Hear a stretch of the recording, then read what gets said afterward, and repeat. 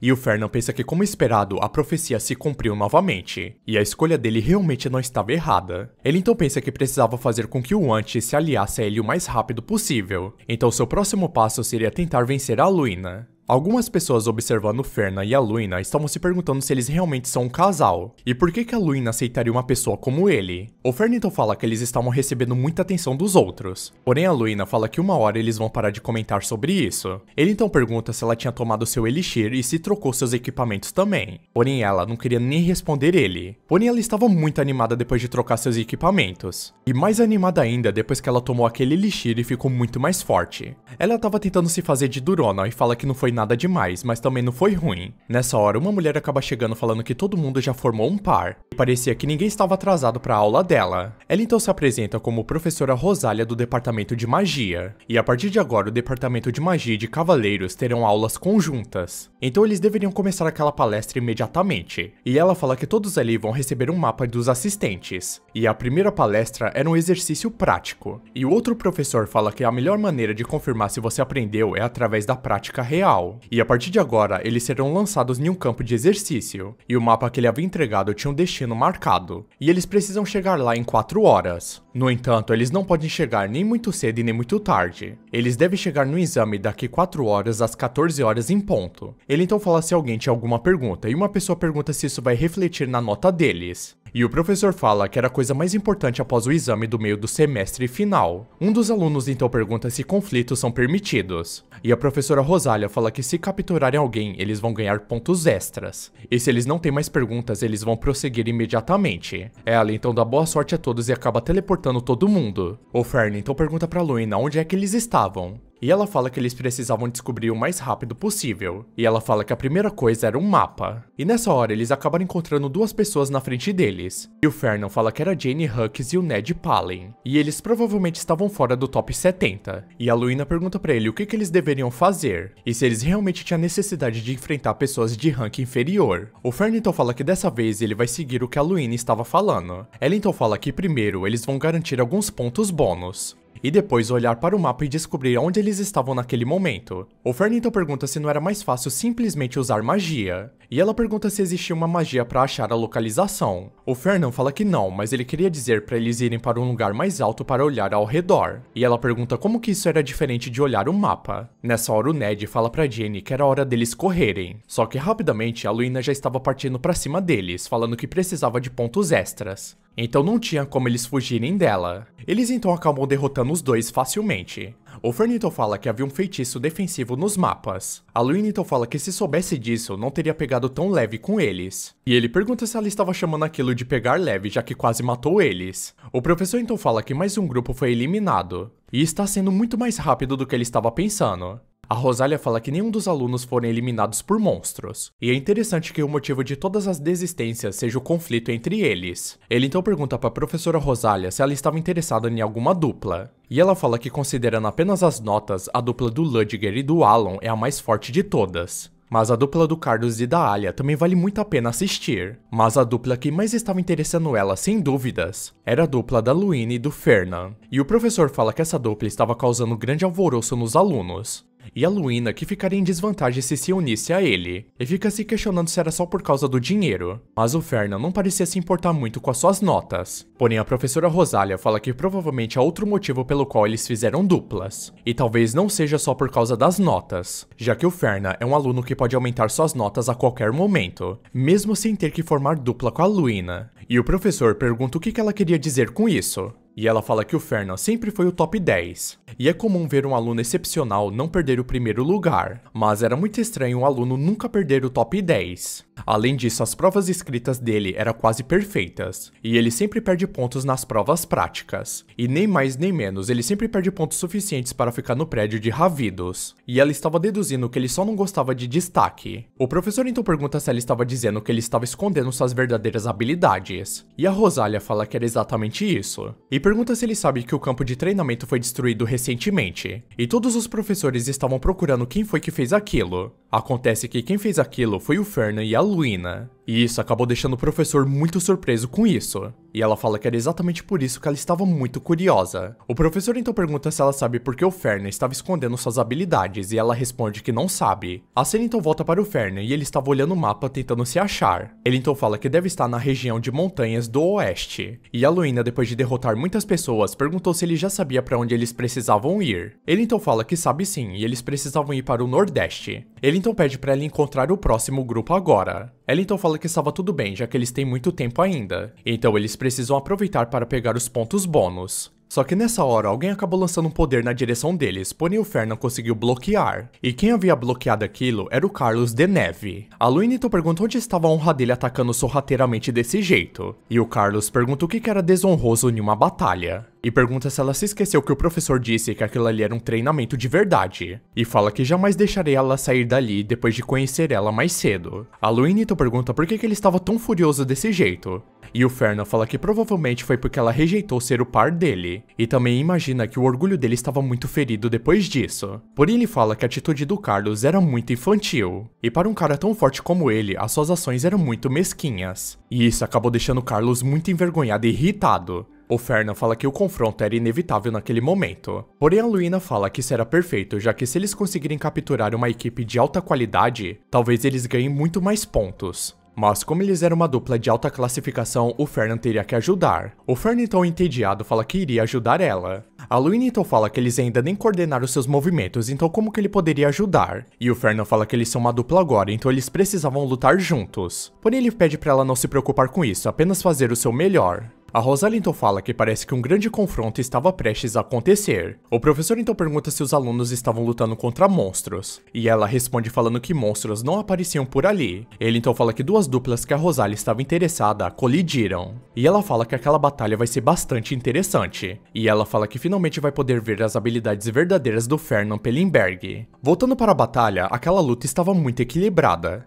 E a Luína fala que seu corpo estava muito mais leve do que o normal, e ela fica se perguntando se aquilo poderia ser uma magia de apoio do Fernand. E como ele tem tempo de lançar tantas magias assim ao mesmo tempo? Ele então acaba dando uma piscada pra ela, já que ela descobriu aquilo, e ela fala que aquele cara era completamente louco. Porém, não era hora dela se distrair. Primeiro, ela precisava subjugar a Alia. E na hora que as duas estavam batalhando, o Carlos acabou prendendo a Luína. E a Alia, sem pensar duas vezes, já parte pra cima da Luína para finalizar ela agora mesmo. Só que nessa hora, a Luína acabou desaparecendo e uma pedra apareceu no seu local. Então vemos que o Fernand conseguiu teleportar ela a tempo. A Luína então pergunta pra ele como que ele conseguiu fazer aquilo. E o Fernand fala que a família dele desenvolveu aquilo recentemente, então ele acabou aprendendo. E ele fala que aquela magia poderia trocar coisas que têm o mesmo peso. Só que nessa hora, a Luína acabou ficando com muita raiva dele, já que ele sabia o seu peso. E ele fala que estava apenas escrito no registro do aluno. A Luína então acaba saltando falando que aquela pedra pode parecer pesada, mas não era tão pesada assim não. E ela fala que aquele maldito registro de aluno, ela vai encontrá-lo e queimá-lo até virar cinzas. O Fernand então fala que vai cuidar da Alia e fala pra ela se concentrar em bloquear o Carlos. O Fernand então fala que estava se perguntando por que o Carlos não estava usando a sua especialidade, já que ele é especialista em invocar raios que caem como chuva, e também um enorme pilar de luz feito de dezenas de raios.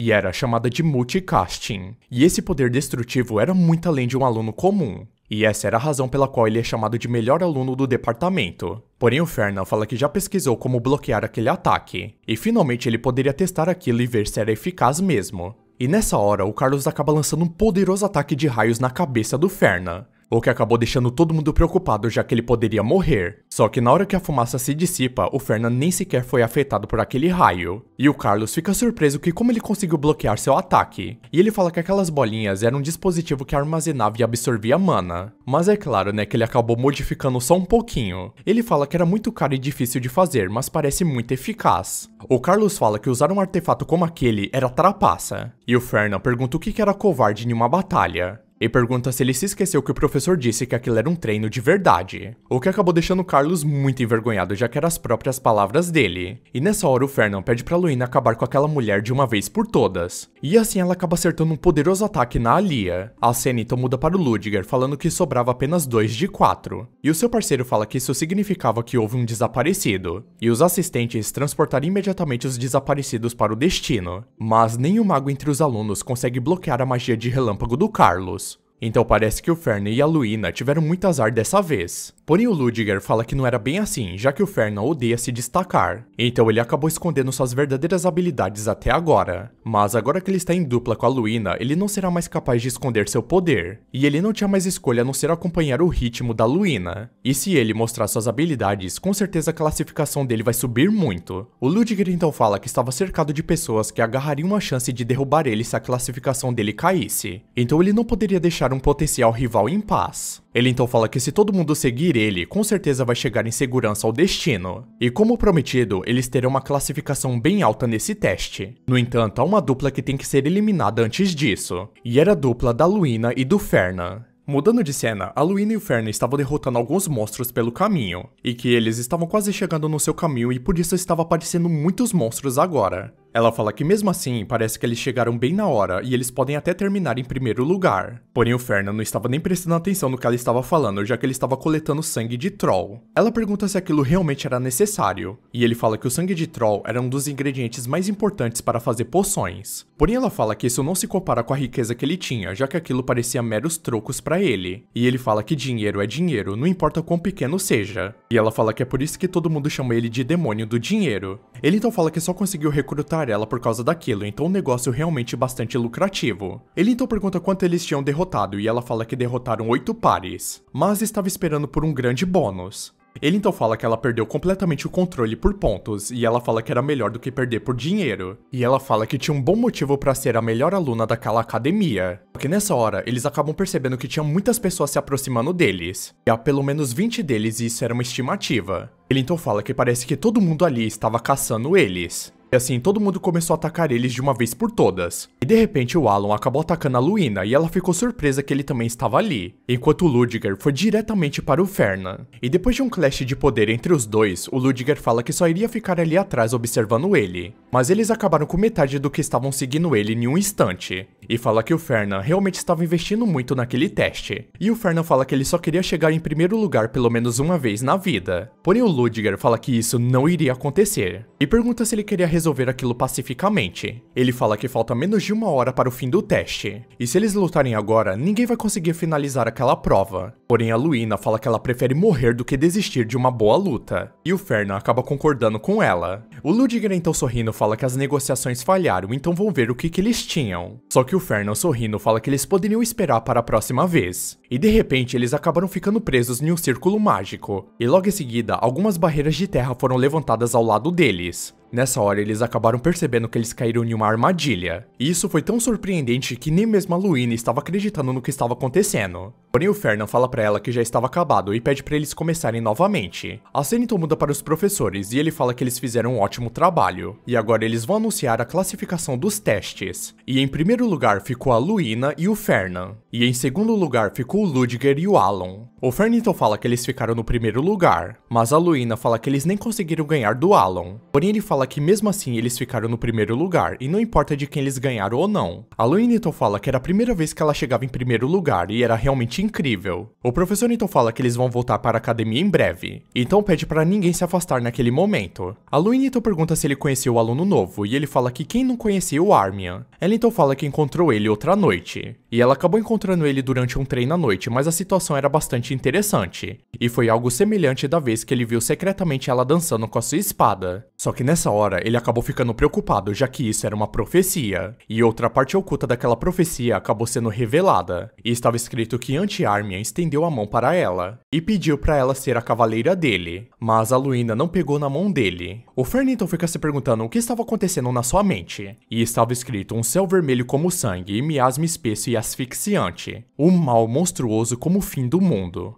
E estava visitando Anti-Armian. Então as costas de um cavaleiro nobre estavam na sua frente. Nessa hora então o Fernan fica se perguntando se aquela história havia mudado. E na outra parte estava escrito que Anti-Armian acabou convidando ela uma vez, mas ela acabou recusando seu pedido. Mas agora que ela sabia quem ele era e pelo que ele estava lutando, esse era o destino dela. E um cavaleiro é ao mesmo tempo a espada que derrota os inimigos do seu senhor, mas também o escudo que o protege. Então é dito que a Luina atacou o demônio Andromalhos. E então, uma aura azul brilhante acabou brilhando ao redor dela. A Luina então acaba acordando em uma cama, e os olhos de Anti queimavam ferozmente enquanto ele olhava para a Luina naquela situação, dizendo que foram aqueles bastardos que tentaram derrubar ela e a sua casa. E ele fala que quem fez isso foram os Fellenbergs, aqueles bastardos podres de rico. E o Fernan não estava acreditando que o Anti estava falando isso deles. E isso acabou deixando o Fernan muito mais irritado do que ele já estava. Só que na hora que ele acaba abrindo os olhos, a Luina estava perguntando se estava tudo bem com ele, já que simplesmente do nada ele acabou desmaiando. Ele então acaba se levantando falando que estava tudo bem.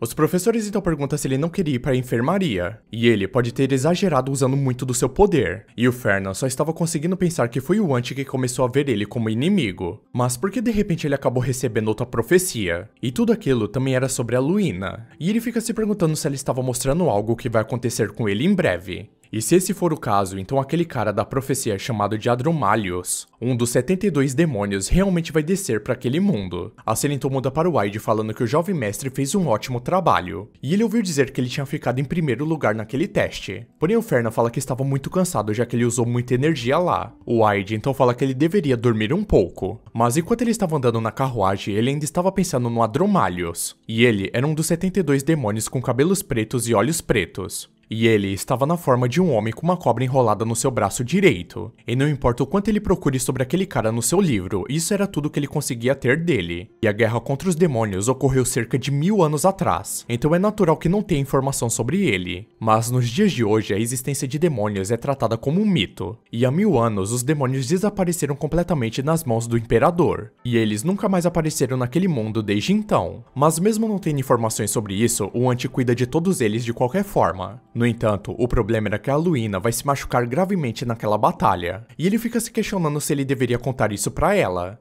E mesmo contando, será que ela realmente iria acreditar nele? E ele fala que já tentou tocar nesse assunto brevemente, mas ela perguntou se ele estava ficando louco. E ele havia perguntado pra ela se ela acreditava em demônios. E ela perguntou por que de repente ele começou a falar de demônios. E ele pede pra ela dizer se ela acredita ou não em demônios. E ela diz que é claro que ela acredita, já que o Império era uma nação construída após derrotar vários demônios. E ele pergunta se ela acha que os demônios existem na Terra até hoje. Ela então pergunta se ele bateu a cabeça dele durante o treinamento, e ele pensa que ela simplesmente tratou ele como se fosse uma pessoa louca. E ele fala que se pudesse ter um rastro de demônio, talvez ele poderia convencê-la. Ele se lembra que exatamente daqui a um mês, durante uma partida de treinamento da classe de cavaleiros do primeiro ano, o Ant vai derrotar o Varyn, que era o segundo melhor aluno. E depois disso, ninguém na academia vai conseguir se igualar ao Ant. E por mais que o vencedor vai ganhar, o perdedor vai perder muito mais. E no final o Varyn vai ser possuído por um demônio. E esse vai ser o momento em que o primeiro demônio vai fazer uma aparição, e vai ser em breve. E se ele conseguir usar bem esse incidente, talvez vai ser muito fácil das pessoas acreditarem. E como vai haver muitas evidências muito claras, ele vai poder usá-las com base para expandir seus planos. E o único problema é que ele não sabia quando ou onde aquele demônio vai possuir o corpo daquele cara. E ele acaba ficando com raiva que ele não estava conseguindo ver essa parte. E ele se pergunta se aquilo vai se tornar visível quando chegar a hora, ou se ele terá que cumprir alguma exigência para isso. A cena então muda para o Ant vendo os resultados daquele teste, e fala como esperado do Felingberg, e ele ainda estava lutando do lado de um Berchef.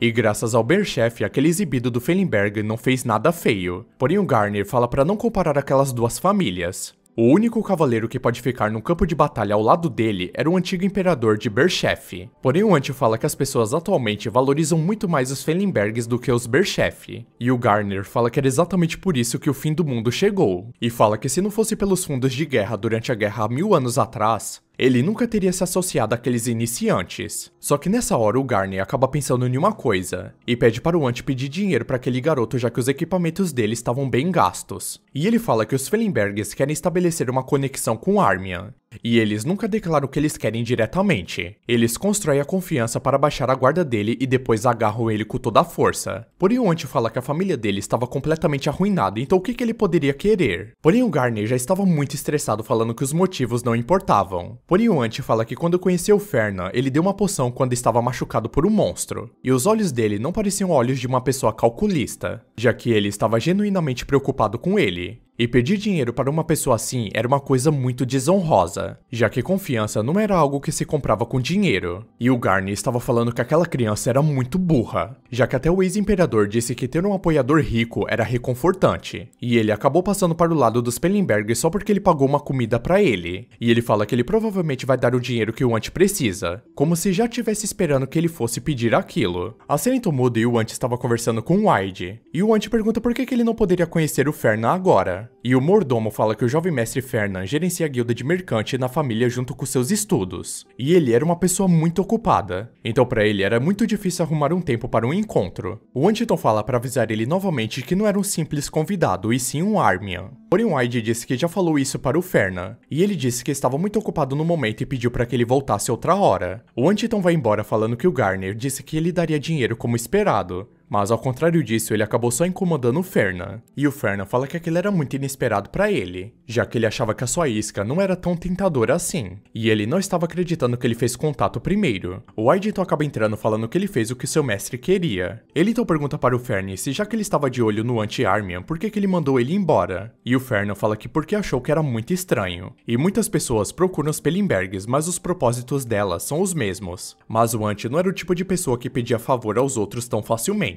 E ele mandou aquele garoto embora porque ele teve a sensação de que ele não estava vindo aqui porque ele queria. Wide pergunta se era realmente necessário ir tão longe assim por uma pessoa da família imperial decadente. E o Fernan fala que ele tinha muito talento e vai ser de grande ajuda para ele. Ele então pede para o Wide ir para os armazéns principais da família e pegar todos os elixires. E o Wide fala que aqueles elixires são muito caros. E se eles derem aquilo ali, eles terão uma perda considerável. O Fernan então fala que ele simplesmente vai ter que dar algo mais caro para ele agora. E não há nada que possa ser conquistado com dinheiro. E se você não conseguir uma coisa, significa que você apenas não tinha dinheiro suficiente para isso. A cena então acaba mudando para a residência do Ant. E o Garner pergunta o que o mordomo dos Felingberg foi fazer ali. E o Ant fala que ele deu apenas uma caixa e um bilhete e foi embora. O Garnet então fala que com certeza era uma carta de desculpas e aquele garoto realmente tinha consciência. A carta estava escrito que aquele elixir foi feito exclusivamente para ele. E na hora que o Ant acaba abrindo aquela caixa, ele acaba tomando um susto. E o Garnet pergunta por que ele estava tão assustado desse jeito.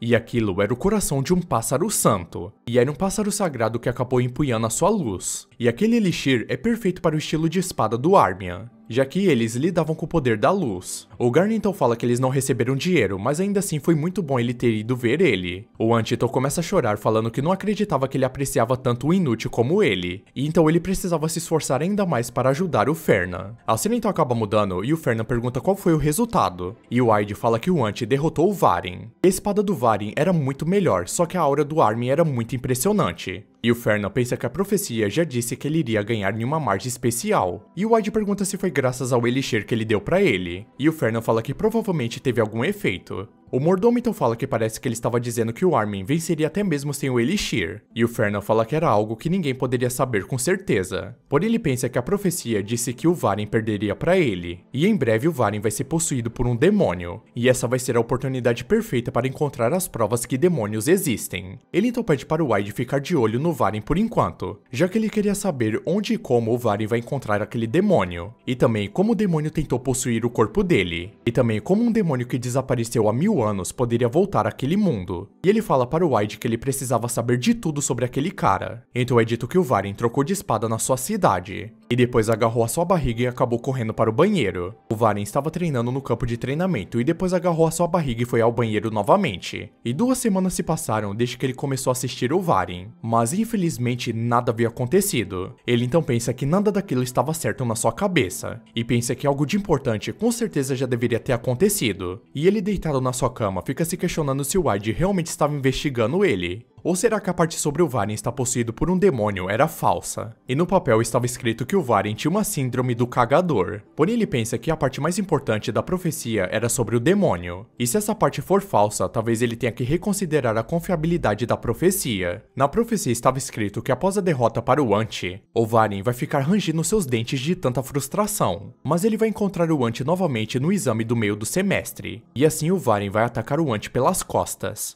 No entanto, o vencedor daquela luta já vai estar decidido, e após uma longa batalha, o Ant vai deixar o Varin caído para trás. Só que bem nessa hora, uma energia demoníaca vai começar a possuir o corpo do Varin. Só que bem nessa hora, o Fernan acaba acordando rapidamente, perguntando se já estava de manhã, e ele nem sequer viu a hora que ele acabou dormindo. E ele percebe que agora ele estava vendo suas profecias durante o sono, mas ainda assim ele acabou descobrindo o momento exato que o Varin vai ser possuído por aquele demônio. E foi depois que ele perdeu para o Ant novamente depois das provas do meio do semestre. E ele fala que exatamente o dia desse exame era hoje. O Aide então acaba entrando na porta falando que o jovem mestre acordou muito cedo, e pergunta se ele queria o seu café da manhã. Só que o Fernan já estava preparando as suas ferramentas para hoje, e ele fala que vai observar a prova do meio do semestre do departamento dos cavaleiros do primeiro ano, e ele precisa de um acompanhante, então pede para o Aide ir com ele. Porém o Aide fala que ele foi convocado pela propriedade do Duque. O Fernan então fala que estava tudo bem, então ele vai levar outra pessoa. Porém o Aide fala que quem que ele poderia levar, já que ele não tinha outro amigo. Porém ele fala que poderia levar uma amiga que ele comprou com dinheiro. Nessa hora a cena acaba mudando para a Luina, e ela pergunta se ele realmente precisava de um acompanhante para uma missão de Elixir, e ele fala que o efeito vai desaparecer se ele se atrasar só mais um pouco, e é exatamente por isso que ele precisava ir agora. Porém ela fala que estava muito ocupada estudando para as provas dela, e ele fala que se ela fosse com ele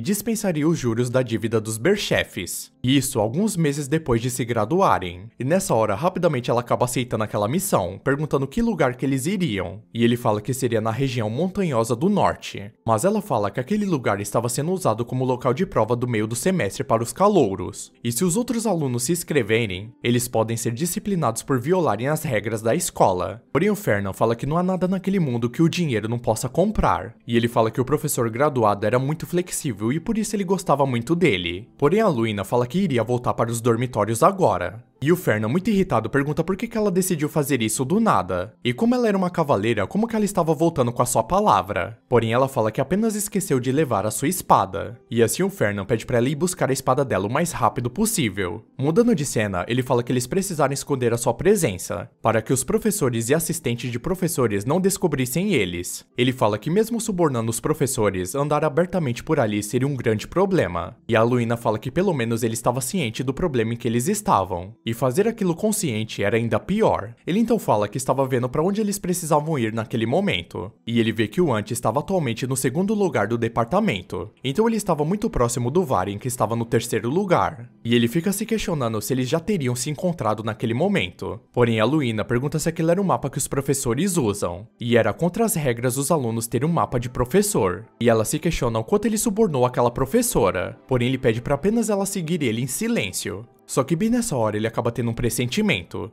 E a Luina se pergunta se aquilo não foi um grito de monstro. E isso acabou deixando o Fern muito preocupado do que poderia ser. A Luina então fala que ela precisava verificar aquilo o mais rápido possível. E ela sai correndo rapidamente deixando o Fern para trás. E chegando lá, ela fala que ele estava inconsciente e parecia que foi atacado por um monstro. Mas graças à magia defensiva do mapa que ele estava segurando, aquele garoto não teve nenhum ferimento. Mas tinha algo muito estranho ali, já que os monstros daquela área não são ferozes. E o Fernan fala que aquilo começou muito antes do que ele estava esperando, e ele nem sequer conseguiu verificar o estado do Varin antes. Só que nessa hora os dois acabam tomando um susto, e a Luina fica se perguntando o que diabos estava acontecendo na frente deles. De repente, alguns monstros começaram a correr na direção dos dois, mas rapidamente a Luina acaba cortando o braço de um deles. Só que de repente aquele monstro continuou correndo na direção dela e ela não estava entendendo nada. Como ele tinha tanta força assim se o braço dele foi arrancado. Nessa hora o Fernan, com a sua magia de terra, acaba levantando aquele monstro, e depois lançando vários espinhos de terra nas costas daquele monstro. A Luina então acaba pulando para trás e o monstro acaba batendo a cabeça na árvore. A Luina pergunta para o Fernan o que estava acontecendo ali, e ele responde falando que o monstro estava no estado de Berserk, então aquela coisa não iria sentir dor por agora. E os monstros que estão nesse estado, eles matam tudo que eles vê pela frente. E a única maneira de matá-los é cortando a sua cabeça. O Fern então pensa que a profecia já mencionava que os monstros entrariam em estado de Berserk. E isso seria em todas as partes por causa de um demônio. E enquanto os professores e instrutores estavam ocupados lidando com a anomalia inesperada, o Varin acabou atacando o Ant com o poder que ele recebeu do demônio. E o Ant, que estava lutando com um inimigo muito poderoso, acabou despertando finalmente. E enquanto o Fern estava pensando nessas coisas, a Luina estava muito estressada, já que estava tentando falar com ele e ele estava apenas rindo. O Fern então fala que primeiramente eles deveriam derrotar aquele monstro insistente. A cena então muda para o Varin de joelhos para o Ant. Porém o Ant acaba virando suas costas e indo embora. E o Varin pergunta para onde diabos ele estava indo agora, já que aquela batalha não acabou. Porém o Ant fala que aquela partida já estava decidida e ele era o perdedor. E isso acabou quebrando a mente do Varin naquele momento. Ele então pensa que acabou decepcionando tanto Ludger quanto seu próprio pai, já que até seu pai falou que o irmão mais novo dele era muito melhor do que ele. E na sua cabeça, a única coisa que ele queria era ganhar a todo custo, já que ele poderia perder a posição dele como herdeiro da família dele por causa disso. Ele então pensa que dessa vez ele precisava derrotar o Anti-Armian. Ele então parte com muita raiva pra cima do Ant novamente, porém facilmente ele é derrotado de novo. E depois de derrotá-lo, o Ant fica se perguntando por que aquele cara era tão insistente desse jeito. E ele era tão fraco, mas mesmo assim não conseguia aceitar a sua derrota com elegância. Mas ele era apenas um verme que vai manchar a honra dos cavaleiros se continuar vivo. Então ele acaba indo embora falando que vai deixar o corpo dele ali para os instrutores verem. Mudando de cena, a Luina fala para o Fernan que eles precisavam esquecer aquele Elixir e deixar aquele lugar o mais rápido possível para os professores e instrutores. Porém o Fernan fala que ele não pode simplesmente desistir do Elixir, e eles vão atravessar essa horda de monstros e seguir para o oeste. E ela já estava começando a pensar que ele perdeu a cabeça completamente. Ela então fala que talvez ele tenha previsto que isso aconteceria e por isso precisava de um acompanhante. E ele fala que como que ele poderia prever uma coisa dessas? Porém ela fala que não importa se ela estava certa ou errada e pergunta se o Elixir era mais importante do que a vida dele. Ele então sorrindo fala que era claro que o Elixir é mais importante e acaba saindo correndo. E a Luina não estava acreditando que aquele bastardo era tão louco desse jeito. Mudando de cena, ela pergunta se aquele era o lugar do maldito Elixir dele. E ele fala que era exatamente ali. Porém ele pensa que parece que a luta com o Ant já havia acabado, então ele chegou tarde demais. A Luina então fala que tinha uma pessoa desacordada ali, porém o Fernan pede pra ela não se aproximar dele. Porém ela já havia se aproximado dele falando que era o Varin. E ele era um cara muito forte, então quem poderia ter feito uma coisa dessas com ele? ele. Ela então fala que precisavam ajudar ele a se levantar o mais rápido possível. Porém o Fernan fala que não faria isso e pede pra ela se afastar dele o mais rápido possível. Porém ela fala que eles não podem simplesmente deixar uma pessoa ali desacordada, já que o monstro Berserk poderia aparecer ali mesmo. Só que bem nessa hora, o Varen acaba se levantando com uma expressão bem diferente. E a Luina acabou tendo um mau pressentimento e pulando pra trás na mesma hora. E ela fica se perguntando que tipo de aura era aquela. E ela nunca na vida dela sentiu uma aura tão intensa daquele jeito. O Fernan fala que aquilo era uma energia demoníaca. A Luina então pergunta se ele queria dizer que era uma aura negra que só os demônios emitem. E o Fernan fala que sim, e aquele desgraçado foi possuído por um demônio. E de acordo com a profecia, o Varen depois de ser possuído pelo demônio, deveria ir atrás do Ant. Mas naquele momento parecia que seu alvo mudou. A Luina então pergunta como o Fernan sabia que aquele cara estava possuído por um demônio. E ela fala que eles precisavam subjugar ele primeiro. Porém o Fernan pede pra ela aguardar pelo menos 10 minutos. E na hora que ela foi perguntar pra ele o que ele estava dizendo, ele já havia desaparecido dali. Porém o Varen estava indo com tudo pra cima da Luina. E enquanto os dois estavam lutando, a Luina percebe que ele estava muito mais forte do que o normal. E a única coisa que lhe resta é empurrá-lo, e assim ela faz. Ela então pula em cima dele dando um golpe muito poderoso, pedindo pra ele voltar ao controle. Só que nessa hora, o Varen acaba ativando mais ainda seu poder demoníaco e indo na direção dela. Os dois então começam uma batalha muito feroz que estava equilibrada. Porém a Luina pensa que a mana dela já estava se esgotando rapidamente. E a energia demoníaca dele aparentemente era infinita. Ela então ficou se perguntando o que ela poderia fazer naquele momento. Só que bem nessa hora, o Fernan acaba chamando a Luina. Ela então dá um pisão na cabeça do Varen e pergunta por que ele apareceu assim do nada. E também porque ele abandonou ela fugindo do campo de batalha. E o Fernan fala que era porque o cara era um demônio e era simplesmente por isso. Ela então muito estressada fala que ele fugiu para se salvar e ele nem deveria ser considerado um humano também. Porém o Fernan fala que ele não fugiu daquela batalha, ele apenas armou uma armadilha para subjugar ele. Até porque uma pessoa possuída por um demônio não deve ser fácil de subjugar. O Varen então acabou pisando na armadilha e seu corpo foi arremessado para cima. E em seguida, vários dardos de fogo acabou acertando o corpo dele e lançando ele para baixo novamente. A Luina então fala que ele não precisava ir tão longe desse jeito, e pergunta o que ele faria se o Varen acabasse morrendo ali. Porém o Fernan fala pra ela não se preocupar com isso, já que ele não iria morrer. Na verdade, aquele ataque parecia que só deixou ele com muito mais raiva. O Fernan então fala que ele não queria usar aquilo, mas não tinha mais escolha. Ele então acaba lançando um ataque tão poderoso de fogo na cabeça do Varen que surpreendeu até mesmo a Luina. O corpo do Varen acabou sendo carbonizado e caindo no chão na mesma hora.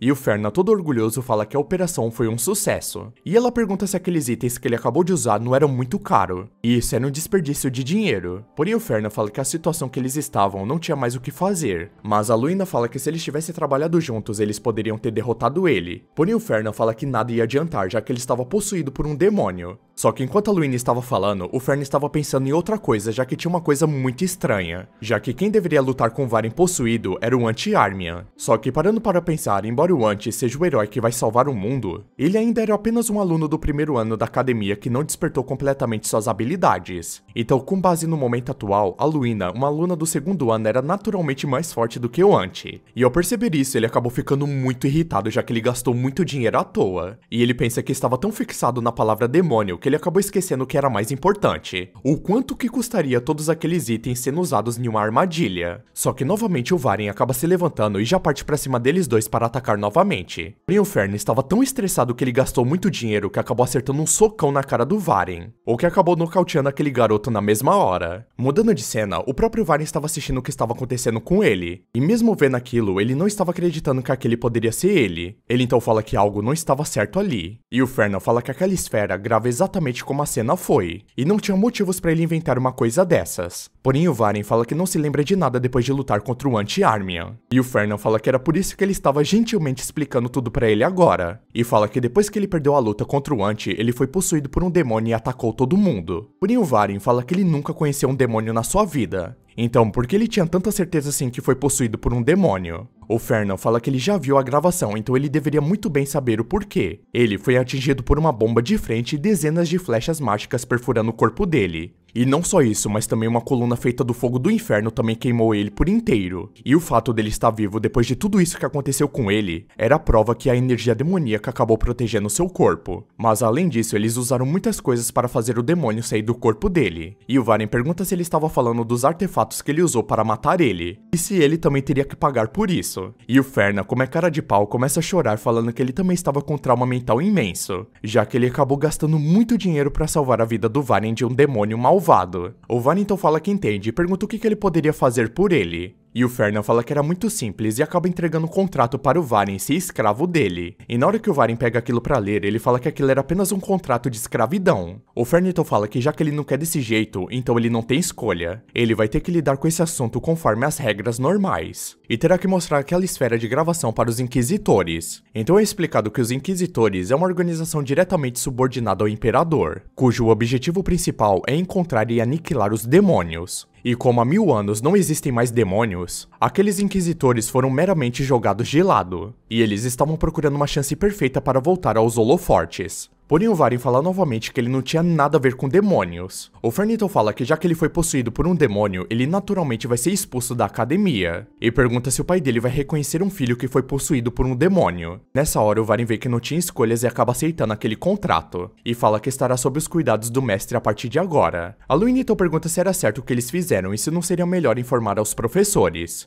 O Fernan fala que agora eles não tinham tempo para isso. E queria saber se o Varyn se tornou um demônio voluntariamente ou foi manipulado. E qual seria a razão para ele ser manipulado por isso? E se caso o Varyn está sendo controlado por alguém, significava que alguém da academia estava do lado dos demônios. E se esse incidente acabar chegando ao público, eles poderiam se manter discretos, o que tornaria mais difícil para encontrá-los. A Luína então pergunta por que eles teriam um alvo em um aluno da academia especificamente. E o Fernan fala que o palpite dele era porque na academia tem os talentos mais promissores do Império, e foi exatamente por isso que eles acabaram atacando os alunos. E a Luína fala que fazer isso era o mesmo que destruir o futuro do Império. Ela então fala que pode ligar pra ela sempre que precisar de ajuda para exterminar demônios. Ele então pensa que isso era ótimo, já que ele não vai precisar oferecer mais nada pra ela em troca disso. A cena então muda e mostra que os professores e os assistentes estavam tentando acalmar todo mundo depois daquele incidente com os monstros. E o exame de meio de semestre do primeiro ano do Departamento de Cavaleiros foi cancelado. Mas não havia como cancelar o exame no meio do semestre assim. E os exames práticos foram substituídos por exames escritos. E como as notas da academia originalmente pesavam muito mais para habilidades práticas do que para escrita, todos os alunos estavam muito focados nas atividades práticas. E os exames escritos acabou se tornando um fardo para todo mundo. E para o Ant, aquilo não foi uma exceção. E o Garner fala que não importa o quanto ele pense, tinha algo estranho acontecendo ali, já que aquele monstro Berserk com certeza foi obra de um demônio. E ele também tinha sentido uma fraca energia de um demônio. Mas o demônio em si acabou não aparecendo ali. E o Ant fala que aquilo então significava que não foi obra de um demônio. Mas o Garner fala que aquilo era impossível, e os demônios certamente vão aparecer novamente. E foi exatamente por isso que o primeiro imperador colocou ele ali. E fala que os demônios sempre vão voltar para aquele mundo. E o Ant pergunta por que eles sempre vão voltar. E o Garner fala que para os demônios o sobrenome Armia era o inimigo gravado profundamente nos seus ossos. E se não fosse pelos Armias, eles teriam o mundo na palma das mãos deles. Então provavelmente eles vão tentar exterminar a linhagem dos Armias primeiro. O Ant, frustrado, fica se questionando se ele era um gatilho para os demônios. E ao mesmo tempo, no Salão dos Ravidos, o Fernan fala que a cabeça dele estava quase explodindo. E o Wyde pergunta o que tinha de errado com ele. E o Fernan acabou de ver o futuro novamente, dizendo que os alunos do primeiro ano teriam suas habilidades de sobrevivência em campo testadas. E eles foram jogados na Floresta do Sul por uma semana. E nas visões dele mostra que o Armin havia entrado em uma caverna misteriosa. E de repente ele acabou encontrando uma besta espiritual gigante. E estava escrito na profecia que um ladrão estava agindo como um mestre. E era demais para ele lidar com isso agora, então era para ele correr. E através de uma fenda, minérios de Mithril se revelaram. E o Mithril é chamado de metal abençoado por mana. Mas não só isso, aquela espada também era feita de Mithril, e graças a isso, a alma dele estava habilitada naquela espada. E depois de observar tudo isso, o Fernan fica se perguntando o que estava acontecendo com ele, e como que o metal poderia abrigar uma alma, mas isso acaba dando uma ideia pra ele. Ele então rapidamente vai falar com a Luína, e ela fala que da última vez ele disse que era um elixir espiritual, e agora ele estava falando de uma erva espiritual. O Fernan então fala que da última vez era mentira, só que dessa vez é verdade. O treinamento de sobrevivência em campo do primeiro ano é por uma semana, e ela fala que isso não significava que eles teriam que faltar às aulas por uma semana. Ele então diz que já preparou uma maneira de compensar as aulas perdidas, e se ela simplesmente disser que vai fazer isso, ele vai cuidar de todo o resto. Porém ela fala que não vai fazer isso, e o Fernan fala que então vai abrir o interesse da Berchef. Porém novamente ela fala que não vai fazer isso. Ela fala que ela definitivamente não pode faltar nas aulas. e pensar que ele faltaria na aula uma semana inteira só por causa de uma erva espiritual. Só que bem nessa hora, um garoto acaba entrando na sala chamando o Fernan de irmão, falando que já faz muito tempo que eles não se veem. E o nome desse garoto de cabelo vermelho é Jace Vines. Ele então fala que seu irmãozinho não estava sozinho e pede licença para a senhorita Luina. Os dois então começam a conversar um pouco e a Luina pergunta que como eles dois poderiam ser próximos. O Fernan então fala que a Luina parecia muito surpresa com isso. E o Jace fala que isso era naturalmente compreensível. Porém a Luina fala que aquilo não era nem um pouco natural, já que o Jace Vines era o santo da igreja do deus do dragão, e o que um santo que todos louvam estava associado com um demônio faminto por dinheiro. O Jace então fala que ela não deveria saber porque ela não era uma maga. Mas a igreja do deus do dragão antigamente adorou um antigo dragão que concedeu magia à humanidade. Mas com o passar do tempo, eles passaram a adorar a mãe e a própria magia. A maioria dos seguidores deles são magos por causa disso, e eles se tornaram uma poderosa organização de magos. E para se tornar um arquimago, é preciso ser reconhecido pelo papa da igreja deles. E esse era o valor da autoridade que eles têm. A Luina então fala que já sabe de tudo isso, mas o que isso tinha a ver com eles serem próximos? O Jace então fala que já que a igreja é composta por magos, Gerila existe uma quantidade enorme de financiamento, e os Pellenbergs eram os maiores apoiadores da igreja. E inúmeros itens mágicos criados pela igreja são encaminhados para a guilda dos mercadores de Pellenbergs, e a igreja do Deus Dragão e os Pellenbergs são completamente interligados. A Luina então se pergunta se o Jace realmente era um cara santo, e ele começa a chorar falando que esse tipo de conversa realmente doía seu coração. Porém ela acaba pedindo desculpas pra ele, falando que foi um deslize da sua parte. Mas de qualquer forma, ela entendia agora o ligamento entre os dois. Ela então acaba se levantando falando que vai deixar os dois a sós. Porém ele fala porque ela estava se levantando já que eles acabaram de se conhecer, e ela fala que não pretendia se envolver naqueles assuntos. E o Jace fala que se ela mudar de ideia é pra se sentir à vontade para voltar quando quiser. Assim que ela vai embora, o Jace pergunta por que o Fernan chamou ele. E o Fernan responde ele falando que vão coletar ervas espirituais durante o treinamento de sobrevivência de campo. Então ele estava precisando de uma certa ajuda. O Jace então fala que aquilo era bem tentador. E o Fernan pergunta se ele estava planejando pegar tudo aquilo pra ele. Porém o Jace fala que é claro que não. Ele não arriscaria o relacionamento que eles têm com os Pellenberg só por causa de uma erva espiritual. Porém ele pergunta se ele realmente precisava coletá-las durante o treinamento. E com as habilidades dele, ele poderia entrar de forma espirituosa antes de pegá-la facilmente. Porém o Fernan fala que ele teria feito isso se ele pudesse. Mas infelizmente ele ainda não detectou a sua localização exata. Ele então pensa que tecnicamente as informações da profecia devem ser suficientes para localizá-la. Há 7 lagos na Floresta do Sul, onde o treinamento de campo dos calouros acontecerá. E ele tem canalizado mana no fundo de todos os 7 lagos nos últimos dias para encontrar uma veia de mana. Mas até agora ele não encontrou nenhum mithril. E está claro que aquela caverna foi escondida com magia, e nenhum método comum vai conseguir encontrá-la. E por mais irritante que seja, eles terão que caminhar para encontrá-la. O Jace então fala que os alunos envolvidos no treinamento não são permitidos na área do campo, então haverá muita gente por ali e não vai ser fácil entrar despercebido. O Fernan fala que é por isso que ele se inscreveu para ser o assistente de professor para o treinamento dos calouros. O Jace então pergunta se os calouros do segundo ano poderiam ajudar no teste, e achou que os requisitos fossem bem mais rigorosos. Porém ele pensa que era incomum realmente um calouro ajudar no primeiro ano, mas como não era contra as regras, ele acabou conseguindo permissão. O Jace então fala que ele realmente era um comerciante muito bom, e o plano dele era ótimo. O Jace então acaba concordando com o plano do Fernan. E assim a cena acaba mudando para o teste no campo. E o Garnet fala para o Ant que era para repassar o plano dele tudo mais uma vez. E a erva espiritual que eles estavam procurando estava no lago de Farden ao oeste. E eles precisam fazer com que pareça uma coincidência para não levantar suspeitas. Então de início eles precisam apenas passear por ali. Nessa hora o Ant acaba percebendo que o Fernan também estava ali. E parece que ele estava ajudando os calouros nesse ano. Então ele provavelmente estava atrás dos pontos de bônus que você ganha por ajudar os alunos. Só que o professor fala que o treinamento vai começar em 30 minutos. E pede para todos tomarem suas posições. E o Ant fica decepcionado já que ele queria dar oi para o Fernan. A cena então muda e o Fernan acabou vestindo um boneco com a sua roupa. Nessa hora o Jace acaba pedindo um pouco de magia para o Fernan. E logo em seguida ele acaba jogando a magia dele naquele boneco que acaba se transformando no próprio Fernan. E o Jace fala que ele era o melhor da classe dele fazendo isso. E ele usou esse feitiço o tempo todo para passar despercebido pela sua santidade, o Papa. E o Fernan acaba ficando surpreso que ele conseguiu enganar até o Papa com aquele feitiço. Porém o Jace fala que é claro que ele não conseguiu, já que o Papa é um mago lendário. E de jeito nenhum ele conseguiria enganá-lo. Mas ele levou algum algumas horas para perceber aquilo, mas até então ele não tinha certeza. O Fern então pensa que isso deve ser bom o suficiente para isso, e ele pensa que para confundir o maior mago do mundo, não era à toa que ele era chamado de gênio, e ele provavelmente será de grande ajuda para o Ant no futuro. Mas estranhamente, não há menção do Jace na profecia. Mas o porquê disso, já que ele era talentoso e membro da Igreja do Deus do Dragão, mas naquela profecia não tinha absolutamente nada falando dele. E é natural que os humanos odeiem os demônios, e a Igreja do Deus do Dragão os desprezava especialmente. Então nos mostra um demônio falando que a magia não era dos dragões e isso era uma piada. A magia é um poder demoníaco nascido dos demônios. E era dito que aquela blasfêmia de algum demônio realmente acabou irritando muito a igreja. Daquele ponto em diante, quando se tratava de demônios, a igreja ficou praticamente louca, e se transformou em um culto para combater todos os demônios. E ele fica se perguntando se ele vai acabar sendo um aliado do Ant no futuro. O Jace então fala para seu irmão de igreja que ele vai voltar em até 5 horas. E o Fernan, sorrindo, fala que estava contando com ele.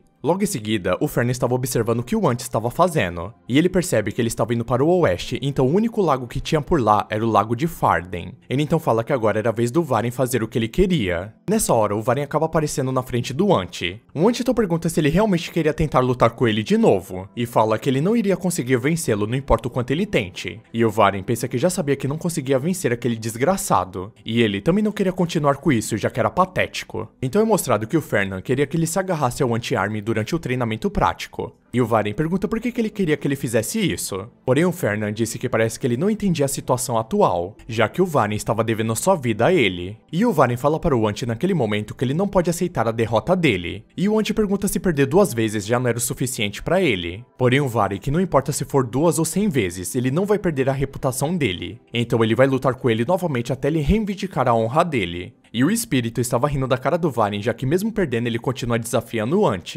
E ele não parecia tão grande no início, mas agora estava vendo que ele é um cavaleiro magnífico, então pede para o Ant aceitar aquele desafio. O Ant então fala que estava tudo bem, mas aquele treinamento prático proíbe confrontos entre alunos. Porém o Varen fala que ele não se importava com aquilo e ele só se importa com a sua honra. E as regras não significavam absolutamente nada para ele. E o espírito do Garner estava concordando com ele, perguntando se o Ant realmente iria atropelar o desejo de um cavaleiro corajoso. E o Fernan ficou observando tudo aquilo falando que estava dando certo. Mas enquanto isso ele precisava cuidar dos seus negócios. Ele então acaba chegando até o lago e fala que não tinha ninguém por perto. E uma barreira também estava erguida naquele momento. E mesmo que ele cave aquele chão para encontrar o Mithril, não há riscos de o ruído vazar. Ele então fala que vai tentar uma coisa e finalmente vai poder usar aquela magia. E fala que estava querendo testar aquilo já faz muito tempo. E ele precisa encontrar o Mithril antes que o Ant chegue até ali. Então ele realmente não tinha muito tempo para isso. E foi exatamente por isso que ele acabou preparando uma coisa muito especial. Ele então fala que vai invocar seu servo. E o princípio da tecnologia mágica reúne todas as técnicas mágicas. Era a essência de um mercador, em fusão com enormes quantidades de dinheiro. Ele então acaba invocando um grande golem, fala que seu nome a partir de agora será James. E acabou ordenando ele para encontrar o Mithril. E voltando para o Ant, o Varen estava segurando as pernas dele, falando que ele não poderia derrotá-lo. E o Ant já não estava mais aguentando aquilo, falando que era muito irritante. E pede para ele parar de agir como se fosse uma criança. E o Varen acaba se lembrando das palavras que o Fernan disse para ele, dizendo que se ele não aguentasse pelo menos 1 hora, a vida dele ficaria muito difícil. Então o Varen começa a falar que ele gostava de fazer isso, já que ele ama que pessoas pisoteiem ele e arruinem a vida dele. Porém o Ant acaba ficando com mais raiva ainda e dando um chute na cara dele, perguntando que tipo de aberração ele era. E o Varen se levanta falando que ele era sim uma aberração. Só que nessa hora o Ant já havia desaparecido da frente dele. E o Varen rapidamente fica se perguntando quanto tempo ele aguentou aquilo, já que o Fernan disse para ele aguentar pelo menos 1 hora. Mas já se passaram 1 hora e 10 minutos, então ele estava salvo. Então tecnicamente a missão do Varen foi um sucesso. A cena então muda e o Ant já estava entrando dentro daquela caverna. E o Garner continuava falando que ele realmente vai ignorar o pedido de um cavaleiro honroso. Porém o Ant fala que as regras diziam que não era permitido lutar. E o Ant fala que se ele procurasse aquela caverna sozinho, ele nunca iria encontrá-la. E o Garner fala que se fosse fácil de ser encontrada, ela já teria sido roubada. Porém o Ant fala que tinha algo de errado ali, já que ele sentiu uma energia além de uma erva espiritual. O espírito então pede para ele olhar para baixo. E o Ant acaba ficando impressionado ao ver aquela flor, falando que eles ganharam na loteria. Mas enquanto isso, nas profundezas da caverna subaquática, O Fern e seu Golem estavam muito felizes, já que ele encontraram muito Mithril. E voltando para o Ant, ele fala que aquilo era muito problemático, já que eles realmente encontraram a erva espiritual, mas como que eles poderiam minerá-la, já que tinha uma criatura gigantesca em volta daquela erva. O espírito então fala que ele não esperava que um dragão marinho estivesse guardando ela. Ele então fala que era melhor eles voltarem mais tarde, quando tiverem outra chance. E o Ant pergunta se ele conseguisse lutar contra aquele dragão marinho. E o espírito fala que se ele fizesse isso, aquele dragão marinho com certeza vai saber o gosto que tem a carne humana, e fala que aquela coisa estava muito mais fora do alcance dele do que ele imaginava. Só que nessa hora, a caverna acaba tremendo e algumas pedras caem naquele dragão marinho, fazendo com que aquele dragão acordasse na mesma hora. O espírito então fala que aquilo era muito ruim, já que ele despertou. E o Ant, muito assustado de frente para o dragão, ficou se perguntando que merda ele vai fazer agora. Rapaziada, não se esquece de se inscrever no canal e deixar muito like aqui se vocês querem a parte 2. E se tiver 800 comentários nesse vídeo aqui, pode ter certeza que eu vou trazer a parte 2 pra vocês. Bom, até o próximo vídeo e valeu!